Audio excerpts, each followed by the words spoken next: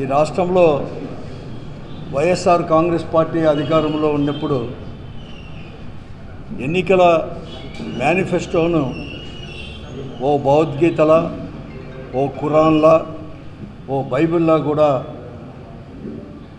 భావించి అన్ని హామీలను కూడా ఎన్నికల మేనిఫెస్టోలో ఇచ్చిన అన్ని హామీలని సంక్షేమ క్యాలెండర్ ప్రకటించి అమలు చేశాం. కానీ ఈరోజు అధికారంలోకి వచ్చిన తెలుగుదేశం పార్టీ నాయకత్వంలో వచ్చిన కూటమి ప్రభుత్వం ఒక పెన్షన్లు మినహా ఏ హామీని కూడా ఇంతవరకు కూడా అమలు పరచలేదు. 6 మాసాలు అయింది. ఈ 6 మాసాల్లో పెన్షన్లు మాత్రమే ఇచ్చింది తప్ప సూపర్ 6 హామీల్లో అన్నీ కూడా ఒకటి కూడా అమలు పరచలేని పరిస్థితి ఈ రాష్ట్రంలో ఉన్నాయి. కేవలం సంక్షేమ కార్యక్రమాలే కాదు, హామీలే కాదు, పరిపాలన కూడా ఎక్కడ కానీ ఉంది. మరీ ముఖ్యంగా రైతుల పరిస్థితి, ప్రజల యొక్క పరిస్థితి కూడా అలాగే ఉంది. రైతుల పరిస్థితి రాష్ట్రంలో అగమ్యగోచరంగా కూడా తయారైంది. మరీ ముఖ్యంగా రైతులు ఎందుకంటే అతివృష్టి అనావృష్టి రెండు ఎదుర్కొన్నారు. ఈ ఖరీఫ్ సీజన్లో ఈ పార్టీ అధికారంలోకి వచ్చిన తర్వాత అతివృష్టి అనావృష్టి రెండు ఎదుర్కొన్నారు. పంటలు కూడా సరిగా పండలేదు, పెద్ద ఎత్తున కూడా నష్టపోయారు.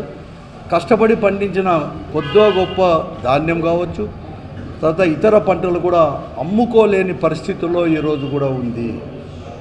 ఈరోజు రైతాంగం పండించిన ధాన్యాన్ని, వరిని ఎక్కడికైనా అమ్ముకుందామంటే అమ్ముకోలేని పరిస్థితి ఉంది.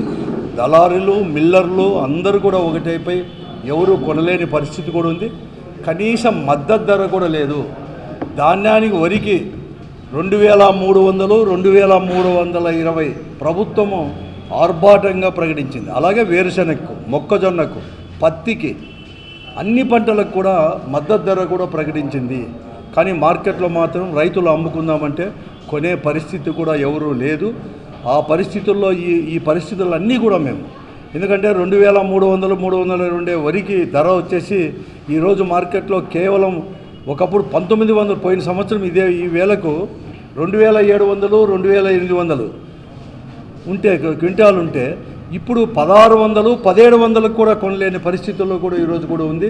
ఈ వర్షాలకు, అకాల వర్షాలకు ఆ ధాన్యం కూడా మొలకలు కూడా వచ్చే పరిస్థితి, అలాగే వేరుశనగ రైతుల యొక్క పరిస్థితి, అన్ని పరిస్థితులు ఉన్నాయి. కాబట్టి ఈ పరిస్థితుల్ని ప్రభుత్వం దృష్టి తీసుకొని పోవడానికి ప్రతిపక్ష పార్టీలు అన్నీ కూడా ప్రయత్నాలు కూడా చేశాయి, ప్రజలతో పాటు కూడా. కానీ అవన్నీ కూడా ప్రభుత్వం అనేది కూడా పెడచెవున పెట్టేసి ఎవరైతే ప్రభుత్వం దృష్టికి తీసుకొని పోతున్నారో అని చెప్పేసి, ముఖ్యంగా వైఎస్ఆర్ కాంగ్రెస్ పార్టీ కార్యకర్తలపైన కానీ, నాయకులపైన కానీ వారిపైన తప్పుడు కేసులు పెట్టడమో, లేకుంటే ఏదో కేసులో ఇరికించి వారి గొంతులు అనేది కూడా బయటికి రాకుండా చేయడమనే ప్రయత్నంలో ఉంది తప్ప ఎక్కడ కానీ వీళ్ళు చెప్పేది వాస్తవాలను గ్రహించి చేయలేని పరిస్థితి కూడా ఉంది. ఉదాహరణకి ఈరోజు మేము ధాన్యం యొక్క పరిస్థితి, రైతుల యొక్క పరిస్థితి చెప్తే ఎక్కడ కానీ లేదు. అలాగే కరెంటు ఛార్జీలు కావచ్చు, లేకుంటే ఫీజు రియంబర్స్మెంట్ ద్వారా పిల్లలకు రావాల్సిన బకాయిలు, ఇవన్నీ కూడా ఏది కానీ ఏ పరిస్థితి చూసినా కూడా ఈరోజు కూడా లేదు.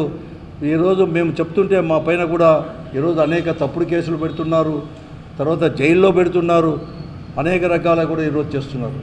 అందుకోసం ఈ పరిస్థితుల్లో ఏదో రకంగా ప్రజల తరపున, ముఖ్యంగా రైతాంగం తరపున కూడా వైఎస్ఆర్ కాంగ్రెస్ పార్టీ అండగా నిలిచి, ఎందుకంటే ఈరోజు మేమంతా కూడా మనవి చేస్తుంటే ఈరోజు ప్రభుత్వానికి వారికి చెవికి ఎక్కలేదు కాబట్టి ఏదో రకంగా కూడా ప్రత్యక్షంగా కూడా రైతుల తరపున కూడా పోరాటం చేయాలని చెప్పేసి వైఎస్ఆర్ కాంగ్రెస్ పార్టీ అధ్యక్షుడు జగన్మోహన్ రెడ్డి గారి నాయకత్వంలో వైఎస్ఆర్ కాంగ్రెస్ పార్టీ కార్యాచరణ కూడా ప్రకటించింది.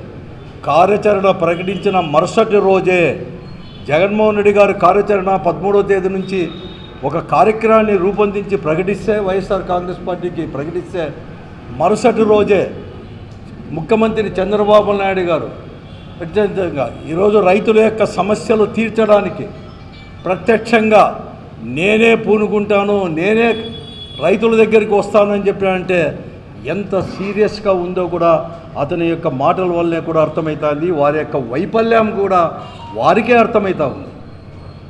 మేము కార్యాచరణ ప్రకటించేంత వరకు కూడా దాని గురించి ఆలోచన చేయలేదు.